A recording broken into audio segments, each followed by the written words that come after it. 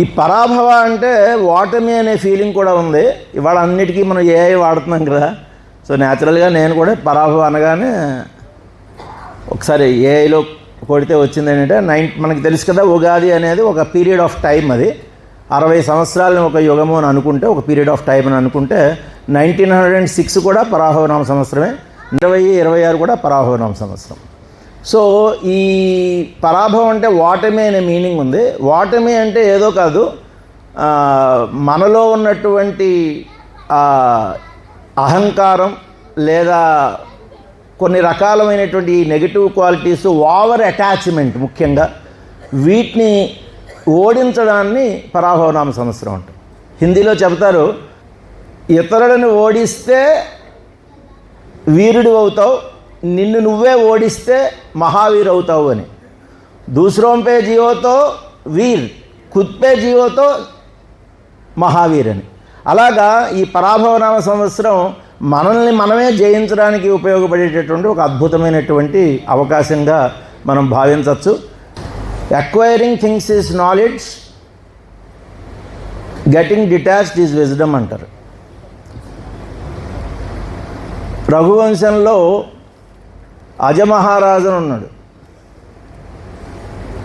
రాముడి తండ్రి దశరథుడు, దశరథుడి తండ్రి అజమహారాజు. అజమహారాజు ఒకసారి అద్దం ఎదురుగుండా నిలబడి తలదూకుంటున్నాడు. తలదూకుంటుంటే ఆయనకి ఒక చిన్న పండు వెంట్రుక ఒకటి కనబడింది. వెంటనే తన గురువు అయినటువంటి వశిష్ఠుడిని పిలిచి, పండు వెంట్రుక కనబడింది అంటే ఇట్ ఈస్ సింబల్ ఆఫ్ ఇంకా టైం అయిపోయిందని అర్థం, కాబట్టి నేను వానప్రస్థానానికి వెళ్ళిపోవడానికి మార్గం చేయండి, త్వరలో దశరథుడికి ముహూర్తం పెట్టండి అన్నాడు పట్టాభిషేకాన్ని. ఆయన అన్నాడు, అదేంటండి, ఒక చిన్న పండు వెంట్రుక కనబడితే మీరు అంతా ఇది చేసేస్తున్నారు, డై చేసుకోవచ్చు, లేకపోతే ఇంకోటి ఏదో కవర్ చేసి పీకేసుకోవచ్చు, బోల్డ్ మార్గాలు ఉన్నాయంటే, లేదు అన్నీ లేదు, ముహూర్తం చూడమంటే 6 నెలల దాకా లేదండి అన్నాడు. దగ్గరలో ఏదో ఒకటి ఉంటుందిలే మంచి ముహూర్తం అంటే, రేపు ఉందండి, బట్ రేపటికి ప్రోగ్రామ్ ఎలా జరుగుతుంది, పెద్ద హంగు ఆర్భాటం హడావిడి అన్నీ జరగాలి కదా, ఫంక్షన్ జరగాలి, బోల్డ్ మందిని పిలవాలి, సభ, అన్నీ హడావిడి ఉంటాయి, కుదరదంటే, లేదు మంచి best time of future is now, best time of past is now, దీన్ని మించిన మంచి ముహూర్తం లేదు, రేపు పెట్టేసినట్టు. నెక్స్ట్ డే మధ్యాహ్నం 12 గంటలకు ముహూర్తం పెట్టాడు. 24 గంటలు కూడా టైం లేదు.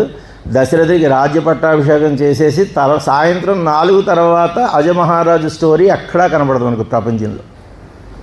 అజమహారాజు చేసినన్ని యుద్ధాలు ఇంకెవడు చేసి ఉండడేమో ప్రాబబ్లీ. అసలు యాక్చువల్లీ అంత అద్భుతమైన గొప్ప గొప్ప యుద్ధాలు చేశాడు. అంటే సంపాదించడం కోసం అంత కష్టపడ్డాడు, కానీ ఇచ్చేటప్పుడు మట్టుకు జస్ట్ కేవలం ఒక చిన్న వెంట్రుక సింబాలిక్గా తీసుకుని మొత్తం దాన్ని అంత ఈజీగా డిటాచ్మెంట్ ఇచ్చేసాడు. ప్రాబబ్లీ ఇంత గొప్పగా ఆలోచించడానికి కారణం ఏంటంటే ఆయన తండ్రి రఘు కూడా అదే టైప్ సుమారుగా చేశాడు. అతను యుద్ధం గెలిచి వచ్చిన తర్వాత అతని తండ్రి దిలీప్ మహారాజు వీళ్ళందరిలోనూ ఉన్న లక్షణాలు ఏంటంటే చాలా కష్టపడి బీభత్సమైన యుద్ధాలు చేసి సంపాదించారు రాజ్యాలు, కానీ వాళ్ళు తన నెక్స్ట్ జనరేషన్కి ఇచ్చేటప్పుడు, తర్వాత వాళ్ళకి ఇచ్చేసేటప్పుడు చాలా సింపుల్గా, ఇది అసలు నాది కాదు, ఇది ఏదో దేవుడికి సంబంధించింది, ఆ పరమశివుడికి సంబంధించింది, ఇవాళ ఏదో నాకు అవకాశం వచ్చింది కొంతకాలం దాన్ని కాపాడడానికి, అందువల్ల మళ్ళీ తిరిగి ఇచ్చి అంత సింపుల్గా వాళ్ళు ఇచ్చేశారు. ఇదే లక్షణం ప్రాబబ్లీ రాముడు కూడా వచ్చి ఉండొచ్చు. రాముడు అంత గొప్ప యుద్ధాన్ని గెలిచాడు. ఆ యుద్ధం గురించి మనకి తెలుసు కదా, వర్ణిస్తారు, దేంతోనూ వర్ణించలేదని చెప్తారు ఆ యుద్ధాన్ని.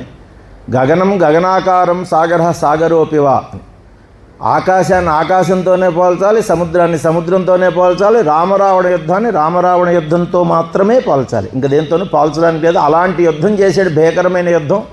యుద్ధం అంతా అయిపోయిన తర్వాత విభీషణ్ణి పిలిచి, ఇది యాక్చువల్గా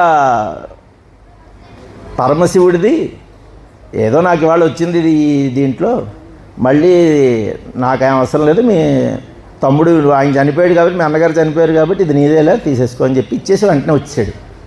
దాని మీద తులసీదాస్ ఏమని రాశాడంటే, జో సంపత్తి శివ రావణి దీన్హి దియా దశమాత్, సోయి సంపత్తి విభీషణి సౌచి దీన్హి రఘునాథ్.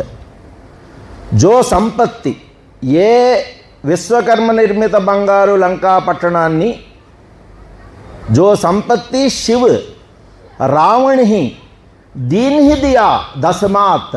10 తలల రావణాసురుడికి పరమశివుడు విశ్వకర్మ నిర్మించిన బంగారు లంకాపట్టణాన్ని ఎంత సింపుల్గా తీసుకో, ఏ హంగు ఆర్భాటం లేకుండా అలా ఇచ్చాడో, అంతే హంగు ఆర్భాటం లేకుండా, ఏ ఫంక్షన్ లేకుండా, ఏది లేకుండా చాలా సింపుల్గా రాముడు విభీషణుడికి ఇచ్చేసాడు.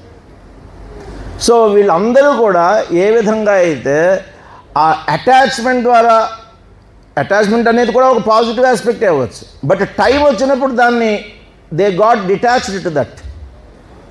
అది నేను దీనికి కనెక్ట్ చేసుకోగలిగితే కనుక విజ్ఞులైన మీరు అందరూ కూడా మనం ఇవాళ లైఫ్లో చాలా చాలా చాలా మంచి మంచి పొజిషన్స్లో ఉన్నాం. మనల్ని పుట్టించినప్పుడు భగవంతుడు చాలా మంచి మూడ్లో ఉన్నాడు. We are all blessed.